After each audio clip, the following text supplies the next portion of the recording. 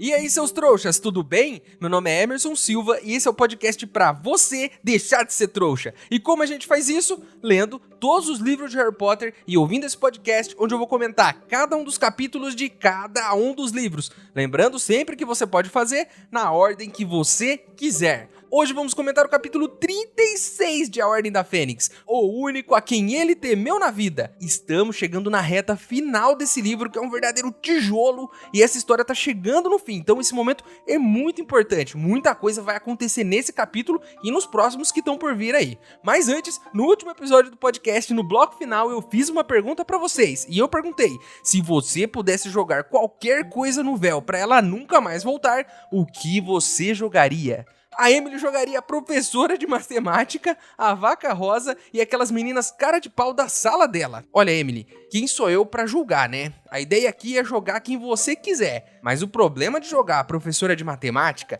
é que sempre vão arrumar outra pra te dar aula. E da mesma matéria, nem vai mudar isso. E talvez ela seja até mais chata do que a que você tem hoje. Então pensa bem antes. A Nay Freitas e o Yanks querem jogar todas as pessoas que detestam e maltratam os animais. Vocês vão jogar uma verdadeira galera nesse véu, hein? Mas tem um castigo pior ainda para essas pessoas. Eu vou dar essa ideia aqui para vocês. Tranquem elas em uma sala cheia de pinchers por uma semana. Porque aí sim eles vão sofrer, hein? Porque a gente sabe que os pinchers são os animais mais perigosos do mundo. Não é leão, não é jacaré, não é rinoceronte, não é hipopótamo. A Lara e a Nayara querem jogar uma menina da sala delas. E as pessoas que acham que o Draco deve ficar com a Hermione. Quem acha que o Draco deve ficar com a Hermione tem que ir para um psicólogo. E bem rápido, viu? Porque não faz sentido nenhum. Imagine só você ficar com alguém que te discrimina. Não me parece um relacionamento muito saudável, né? Ah, mas as pessoas mudam. Ok, elas mudam. Mas aí, ter um relacionamento com essa pessoa é outra coisa, né? Elas podem mudar. E que mudem. Mas bem longe de mim. Por favor. A Priscila Souza gostaria de jogar a Umbridge, mas vai optar pela sogra dela mesmo. Eu sabia que alguém aqui ia vir com a ideia de jogar um parente no espelho. Eu tinha certeza. Ou era uma tia chata, ou aquele primo chato. A Priscila quer jogar a sogra. Mas a questão aqui é que a sogra não é parente, né? Então, enfim, pode jogar, mas parente não é. Então, bora pro capítulo de hoje? Então, antes que eu resolva pular no véu junto com as professoras de matemática, os odiadores de pinchers, as pessoas que shippam Draco e Hermione e a sogra da Priscila, vamos logo pro episódio de hoje.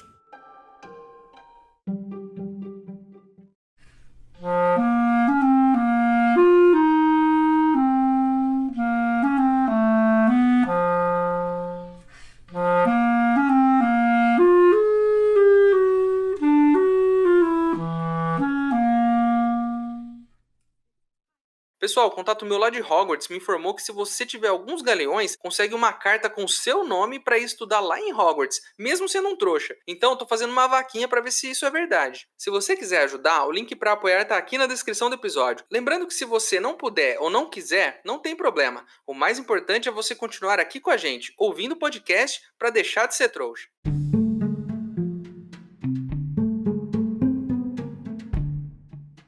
O Harry tá indignado, sem acreditar que o padrinho se foi pra sempre. Ele continua tentando se soltar do Lupin pra pular dentro do véu, porque pra ele aquilo é só um lençol velho secando no varal e é só ir lá e puxar os Sirius de volta. Mas o Lupin diz pra ele mais de uma vez que acabou, que o Sirius agora tá morto. Sim, as pessoas no mundo real morrem de jeitos inesperados e esquisitos, ok, eu entendo isso. Mas no livro, pra essa história, eu esperava algo mais importante pro Sirius. A morte dele aqui, nesse livro, da forma que foi, serviu apenas para um propósito: nos fazer odiar a Bellatrix. Então, o mínimo que eu espero daqui pra frente dessa personagem que matou o Sirius é que ela se torne mais e mais terrível. Enquanto o Harry lamenta a morte do padrinho, o Dumbledore já desmaiou todos os comensais da morte e prendeu todos eles no centro da sala, onde eles estão numa espécie de corda invisível. Fica aí a questão, né? Quando a Ordem da Fênix chegou, eu achei que a porradaria seria mais difícil para os comensais da morte.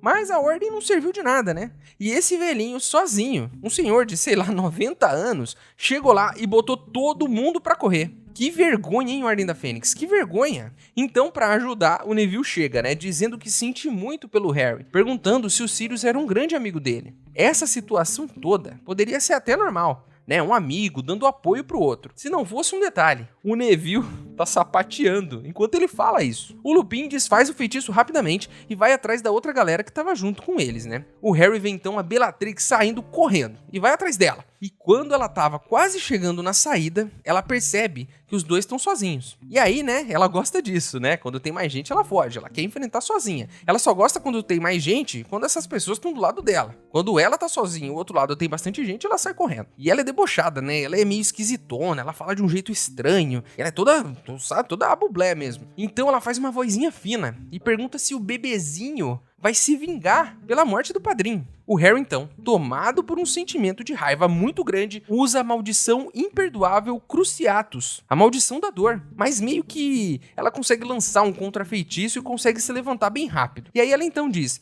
você nunca usou a maldição imperdoável, não é? É preciso querer que a pessoa sinta a dor de verdade, que ela sofra. Ela então lança a maldição no Harry, e parece que ela estava certa mesmo, né? Porque o Harry se ajoelha no chão de tanta dor, mas consegue correr e se esconder enquanto isso. Vamos só fazer uma pausa aqui para falar sobre isso. Nós estamos vendo aqui o nosso protagonista, o nosso herói, usar uma das maldições imperdoáveis. Aquelas que no ano passado a gente descobriu que podem mandar o sujeito direto pra Azkaban. Primeiro, olha como esse personagem é complexo. Todos eles são, na verdade, né? O Harry, ele é um bom menino, mas até as pessoas boas no mundo real sentem raiva. Usa a maldição imperdoável, uma coisa que é ilegal, porque ele tá com muita raiva dela, ele quer que ela sinta a dor. Não tanto, né? Porque senão não teria funcionado o feitiço na real, mas ele tá com raiva dela. Totalmente compreensível, né? Eu acho que teria tentado até coisa pior se fosse eu no lugar dele ali, porque depois do que ela fez com os pais do Neville e agora com o Sirius, eu acho que eu perderia a cabeça completamente, né? O Harry até que foi bem controlado, viu? Outra coisa, né? Ainda bem que o livro anterior apresentou a gente as maldições imperdoáveis. O Moody de Mentira, né? Apresentou a gente a elas. Porque ela tá sendo usada aqui o tempo todo. Todo mundo tá usando. E a Bellatrix, então, vai naquele rolê do vilão, né? Falando que ela é muito malvada, que ela é seguidora do Coisa Ruim, que ela é a número 1, que ela aprendeu tudo com ele, que o Harry nem imagina das coisas que ela sabe. O Harry aproveita esse papo furado de vilão, né? E no melhor estilo Chaves, dá a volta na fonte onde eles estão brigando ali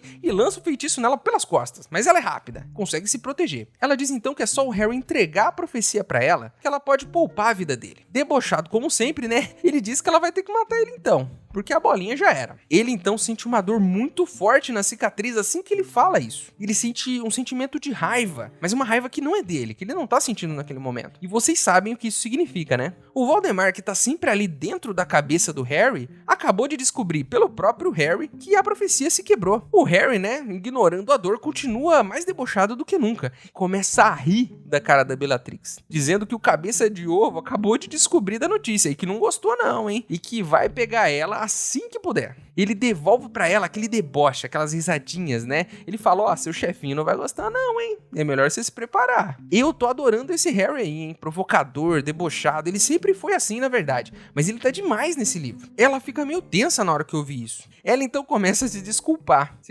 com o Voldemort, né? Do nada, nem tem Voldemort ali. E aí o Harry diz, ó, ele não pode te ouvir, ele não tá aqui. Então, no meio do salão, surge uma figura. Metade homem, metade tartaruga, sem cabelo, sem melanina, sem nariz e sem amigos. Surge ele, Valdemar. Ele diz que pode ouvi-la sim, e que o Harry tá dizendo a verdade. E começa o discurso de vilão. De novo, né? A gente já ouviu o discurso da Bellatrix, agora é o dele. Ficamos meses nos preparando, bolando planos ruins que não levaram a nada. Meses esquecendo que nós somos bruxos e que a gente pode fazer magia, né? E que a gente poderia ter pegado essa bolinha de um jeito mais fácil. Mas não, nós sempre fazemos os planos mais difíceis possíveis. E você, Harry, você quebrou essa profecia.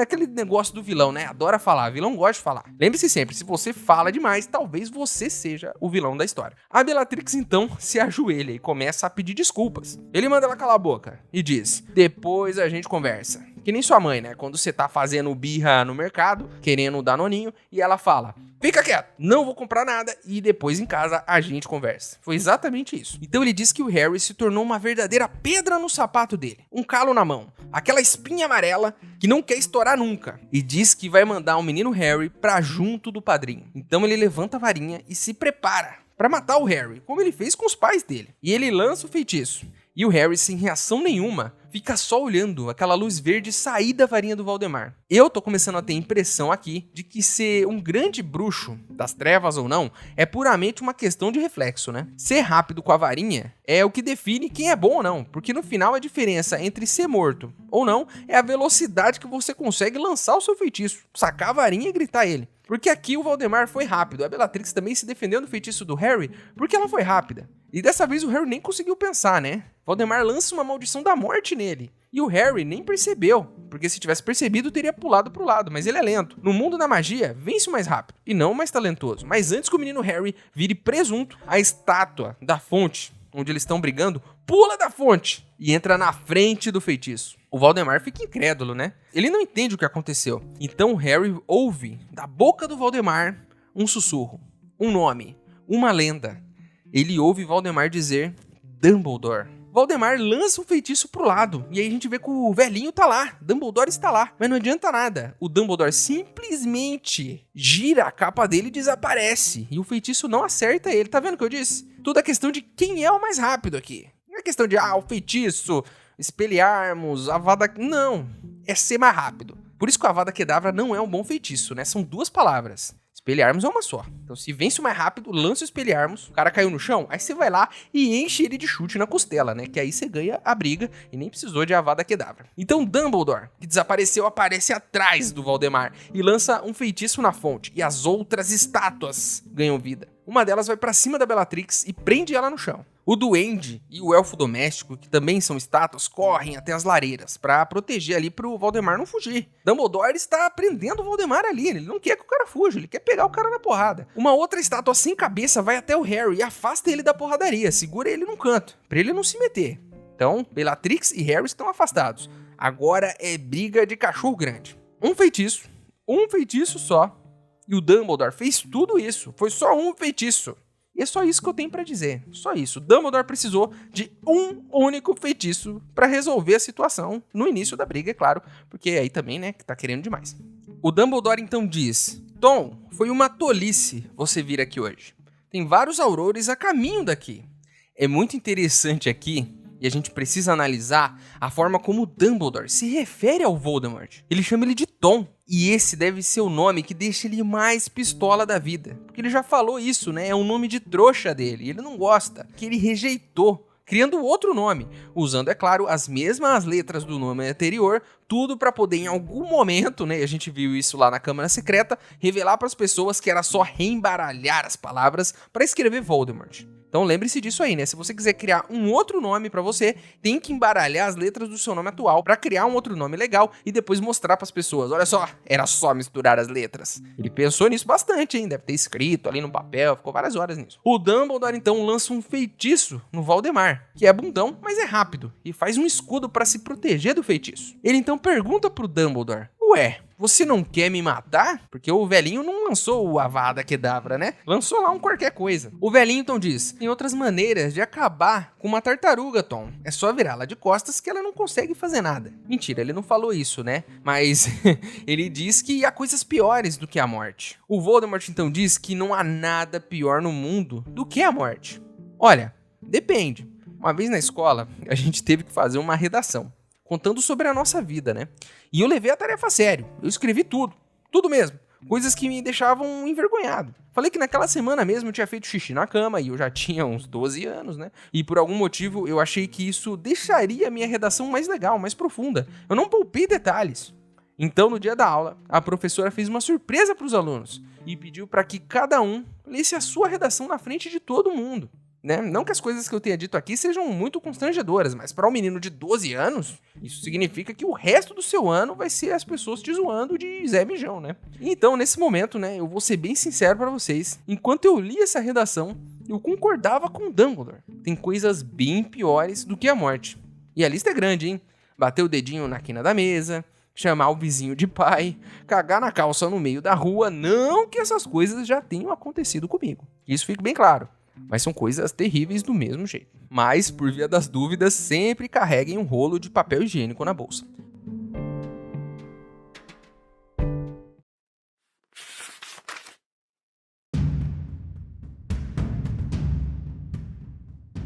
Não tenho mais nada para lhe dizer, Potter, falou ele calmamente. Você tem me aborrecido muitas vezes, por tempo demais. Avada Kedavra! Harry nem sequer abriu a boca para resistir. Sua mente estava vazia. Sua varinha apontava inutilmente para o chão. Mas a estátua dourada do bruxo, agora sem cabeça, ganhou vida na fonte e saltou do pedestal e aterrissou com um estrépito no assoalho entre Harry e Voldemort. Assim, o feitiço apenas ricocheteou no peito da estátua, quando ela abriu os braços para proteger o garoto. O quê? Exclamou Voldemort, olhando para os lados, e então sussurrou, Dumbledore. Harry olhou para trás, seu coração batendo com violência. Dumbledore estava parado à frente das grades douradas. Voldemort ergueu a varinha, e um segundo jato de luz verde coriscou no ar contra Dumbledore, que se virou e desapareceu com um rodopio da capa. No segundo seguinte, ele reapareceu atrás de Voldemort e acenou a varinha em direção ao que restara da fonte. As outras estátuas ganharam vida. A bruxa correu para Bellatrix, que gritou e lançou feitiços, mas estes deslizaram inutilmente pelo peito da estátua, que se atirou sobre a bruxa e a pegou no chão. Entre mentes, o duende e o elfo doméstico correram para as lareiras ao longo da parede, e o centauro sem braço galopou de encontro a Voldemort, que desapareceu e reapareceu ao lado da fonte. A estátua decapitada empurrou Harry para trás, afastando-o da luta. Quando Dumbledore avançou para Voldemort e o Centauro Dourado iniciou um meio galope em torno dos dois. Foi uma tolice vir aqui hoje à noite, Tom, disse Dumbledore calmamente. Os aurores estão a caminho.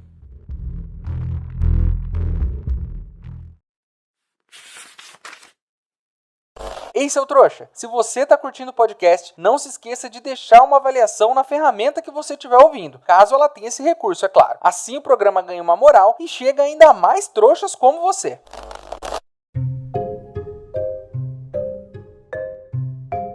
O Dumbledore diz então, você tá enganado, Tom. Tem coisa muito pior do que a morte. E não entender isso é a sua maior fraqueza. O Voldemort tenta matar ele de novo, mas uma estátua entra na frente do Dumbledore e protege o diretor. O Dumbledore então agita a varinha, como se fosse um chicote, né? No maior estilo Indiana Jones, ou melhor ainda, né? Ele é o próprio Beto Carreiro. Assim, o jovem talvez não conheça Beto Carreiro. Resumindo bastante aqui, Beto Carreiro era um senhor, já passou dessa pra melhor, e ele vivia montado em um cavalo. E ele aparecia em programas de TV no domingo à tarde, correndo em cima desse cavalo e chicoteando as coisas, pra mostrar que ele sabia usar o chicote, né? Então ele chicoteava tudo que tinha pela frente. Assim, né? Ele é tipo um Walt Disney brasileiro, porque ele tem o próprio parque de diversões, que assim como o Walt Disney, tem o mesmo nome dele. Enfim, o feitiço do Dumbledore foi tipo uma chicotada dessa do Beto Carreiro, só que sem o cavalo, né, e sem o parque de diversões com o próprio nome. E realmente saiu algo da varinha dele, como se fosse um chicote de fogo. E esse chicote se enrola no Valdemar e no escudo dele. A corda então vira uma serpente assim que ela toca no Valdemar. Olha só como ele tem as manhas também, né? Essa cobra se desenrola de Valdemar e vai pra cima do Dumbledore. Isso aqui é uma briga de gente grande, hein? Só magia top. E era isso que eu tava querendo ver. Esse livro, desde o começo, está prometendo essa briga pra gente. E finalmente a gente tá vendo ela acontecer. Enquanto a cobra ataca o Dumbledore, o Voldemort solta mais um feitiço da morte. Mas a Fawkes, a fênix do Dumbledore, aparece do nada, absolutamente do nada, e engole o feitiço do Voldemort. Pega fogo e vira um filhote de novo, né? Como a gente já viu ela fazer lá no segundo livro, o Dumbledore joga a cobra pra longe com um feitiço e joga um outro na água, que a água vira uma espécie de casulo de vidro que envolve Valdemar. Valdemar então some de dentro dessa bolha. O Harry, que tá acompanhando tudo de longe, começa a sentir uma dor muito forte na cicatriz e começa a ter umas alucinações. E a boca dele fala sozinha. E aí ele pede pro Dumbledore matar ele. Que já que a morte não é grande coisa, que ele pode matar o Harry. Isso o próprio Harry falando. O Harry tá sentindo muita dor. E ele então pensa, assim como no dia em que eu li a minha redação para toda a sala de aula, que é melhor morrer nesse momento e resolver isso de vez, que assim ele pode até ver o Sirius novamente. Ao pensar no Sirius, o Harry ganha força, a dor passa e ele acorda daquele pesadelo ali, no meio da sala, olhando pro lado, e ele vê que a estátua que estava protegendo ele tá do lado, no chão, caída já, e o Dumbledore tá ali, pertinho dele. O velho então pergunta se ele tá bem, e ele diz que sim. Ao olhar ao redor, a gente vê um monte de bruxos saindo das lareiras, chegando no ministério, que é como eles chegam, a gente viu isso no começo desse livro. Depois que a coisa toda já tá resolvida, né? Típico da polícia de Nova York. Dentre eles está Cornélio Fudge, com um Auror do lado dele, dizendo: "Você viu? Voldemort estava bem ali, no meio da sala." O Fudge, usando pijama e uma touquinha, mais ridículo do que a gente jamais viu ele até aqui, diz pro Auror calar a boca, que ele viu o Valdemar também. O Dumbledore então se levanta e diz pro Fudge que tem um monte de comensais da morte que ele prendeu na outra sala com um feitiço e que eles não vão conseguir aparatar por conta desse feitiço. Que ele pode ir até lá e pegar eles e decidir o que fazer. O ministro fica meio perdido nessa situação. Como assim você tá aqui, Dumbledore? O que você tá fazendo aqui? O Dumbledore percebe que o ministro tá pensando se deve ou não pedir pros Aurores prenderem o Dumbledore. Mas Dumbledore diz que ele pode até tentar. Antes dele falar qualquer coisa, né? Fala, você pode até tentar pedir pra eles me prenderem, mas vocês vão passar vergonha de novo. Ele ainda fala assim pro ministro, né? Cara, você tá perseguindo o cara errado há 1 ano. Você acabou de ver com seus próprios olhos. O cabeça de tartaruga voltou. O ministro fica meio abubleia das ideias, né? Meio perdido. E diz que ele e o Dumbledore precisam conversar. O Dumbledore diz que beleza, mas que vai mandar o Harry pra escola antes. O Fudge nem tinha visto o Harry ali. Ele fica incrédulo. O que esse menino tá fazendo aqui? Não sei o quê. E aí o Dumbledore aponta a varinha pra cabeça da estátua que tá ali no chão e diz Portus. É o nome do feitiço. Aí ele pega essa cabeça na mão e o que deu pra entender é o quê? Que ele transformou essa cabeça numa chave de portal com esse feitiço. Aí o Fudge tem um ataque de pelanca, né? Começa a dizer que o Dumbledore não tem autorização pra isso, que ele não pode ter esse comportamento na frente do ministro, fazer o que ele quiser. O Dumbledore não fala nada. Ele só olha pro Fudge. E o cara fica quieto. Olha só o poder do olhar deste senhor. E aí ele diz que o ministro vai tirar a Umbridge da escola imediatamente. E que vai mandar os Aurores pararem de seguir o Hagrid, para que ele possa voltar a dar aulas na escola. Ele tira então o relógio do bolso e diz que vai dar meia hora do precioso tempo dele pro Fudge, para eles poderem conversar e ele explicar toda a situação. E que se quiser falar com ele depois, é só mandar uma carta endereçada ao diretor de Hogwarts, porque é para lá que ele vai. Caraca! Apertou o velho na parede, hein? Ele então dá a cabeça da estátua pro Harry e diz: "Te vejo em meia hora lá na escola, Harry." O Harry segura a cabeça da estátua e sente tudo rodopiar ao redor dele, que é o que a gente sente quando pega numa chave de portal. E o nosso capítulo acaba aqui. Que capítulo, meus amiguinhos! Vimos, enfim, o encontro dos 2 bruxos mais poderosos. E a batalha foi, sim, tudo o que eu imaginava que seria. Foi criativa, cheia de emoção, né? Dumbledore, ao mesmo tempo que luta, dá uma lição de moral no Valdemar. E era isso que eu tava esperando. Porque ver as crianças ou a Ordem da Fênix lutar contra os Comensais da Morte foi ridículo, né? Tomaram uma surra. Olho tonto mude em 10 segundos já tava rolando no chão, correndo atrás do olho. Agora o Dumbledore e Voldemort entregaram uma bela luta pra gente. E é claro, né? A gente viu aqui um pouco mais da Bellatrix, que também promete ser uma vilã casca grossa daqui pra frente. Sobre essa luta final aqui. Primeiro, que o Dumbledore, agora mais cheio de razão do que nunca, tomou o controle da situação, né? E eu tenho 2 questões aqui sobre tudo isso. A primeira é: olha como esse velhinho é uma pessoa diferenciada. Olha como o pensamento dele é diferente, né, de pessoas normais. Pelo que eu sei, já tentaram oferecer a ele o cargo de ministro, mas ele não quis, deixou o Fudge lá. Ele preferiu ficar como diretor da escola. Trabalhar com jovens é um trabalho com potencial de mudar o mundo. E ele sabe disso. Ele tem um poder muito maior como diretor, o poder de criar pessoas melhores para o futuro, do que um ministro. E ele mostra isso o tempo todo. E eu vou dar só um exemplo, tá? Tem muitas coisas que ele faz, mas eu vou dar um exemplo aqui. Ele deu oportunidade para quem é diferente poder dar aula, como o Hagrid, o Lupin e o Centauro, o Firenze, por exemplo. Isso é poderoso demais. Fazer com que os jovens tenham contato com aqueles que sofrem tanto preconceito. Imagina só. Um menino que ouve em casa que um gigante é isso, aquilo, que um lobisomem não pode viver em sociedade, que um centauro é inferior. E aí ele chega na escola e ele vê aquelas pessoas ali, como os professores deles, como pessoas com mais conhecimento, pessoas que eles devem respeitar.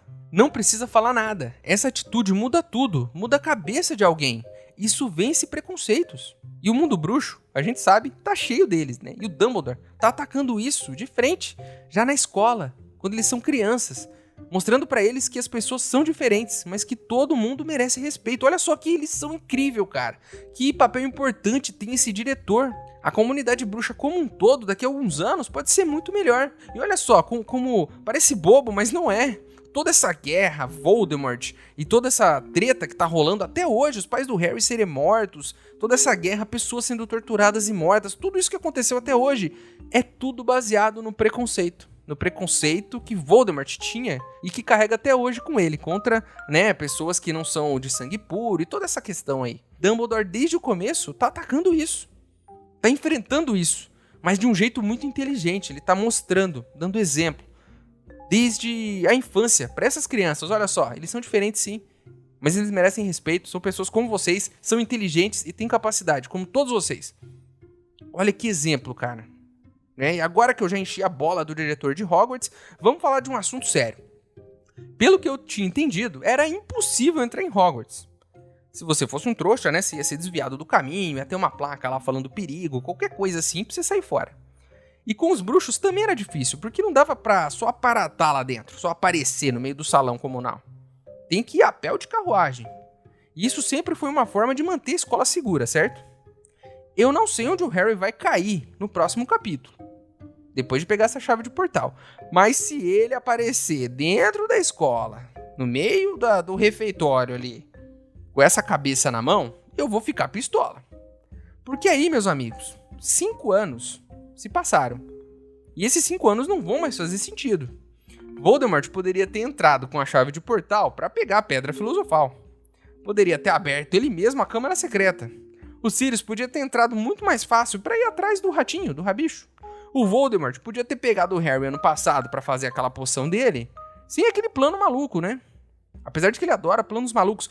Vocês entendem o que eu quero dizer? Então eu espero que Harry apareça ali no meio do mato, sei lá, e tenha que subir andando. Porque se ele aparecer no meio da escola, alguma coisa tá muito errada. Ou alguém vai ter que me dar explicações. Que seja Dumbledore aí falando que só ele pode fazer esse feitiço pra entrar em Hogwarts. Aí eu vou aceitar, Mas que me expliquem alguma coisa. Porque se Harry aparecer no meio do salão, no próximo capítulo, eu vou chegar a uma única e inevitável conclusão. De que o Voldemort não é o bruxo mais mau, mais poderoso e mais cruel, e sim de que ele é o bruxo mais burro de todos os tempos. E olha que não falta muito pra eu achar isso dele, hein?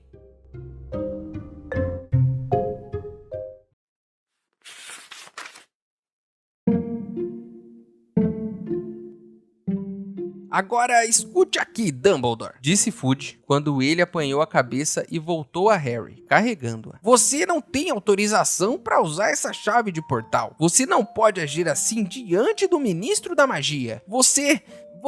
Sua voz falhou sob o olhar professoral que Dumbledore lhe atirara por cima dos óculos de meia-lua. Você dará a ordem para transferir Dolores Umbridge de Hogwarts, disse Dumbledore. Mandará os seus aurores pararem de perseguir o meu professor de trato das criaturas mágicas para ele poder voltar ao trabalho. Concederei a você... Dumbledore puxou do bolso um relógio de 12 ponteiros e o consultou. 30 minutos do meu tempo hoje à noite, na qual poderei folgadamente abordar os pontos mais importantes do que aconteceu aqui. Depois, terei de retornar à minha escola. Se precisar de mais alguma ajuda, naturalmente, será bem-vindo se entrar em contato comigo em Hogwarts. As cartas endereçadas ao diretor chegarão às minhas mãos. Fudge arregalou mais do que nunca os olhos. Sua boca se abriu e o rosto redondo se tornou mais corado, sob os cabelos grisalhos e despenteados.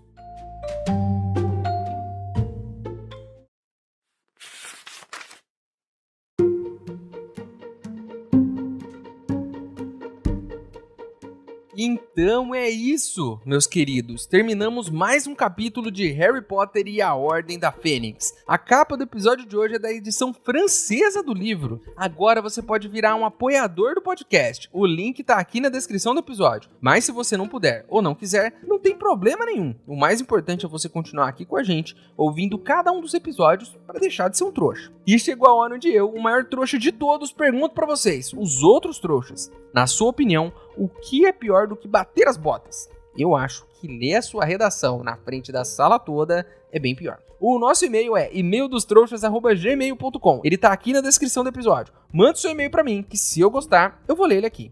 Você também pode falar comigo pelas minhas redes sociais. Meus usuários estão aqui na descrição do episódio também, certo?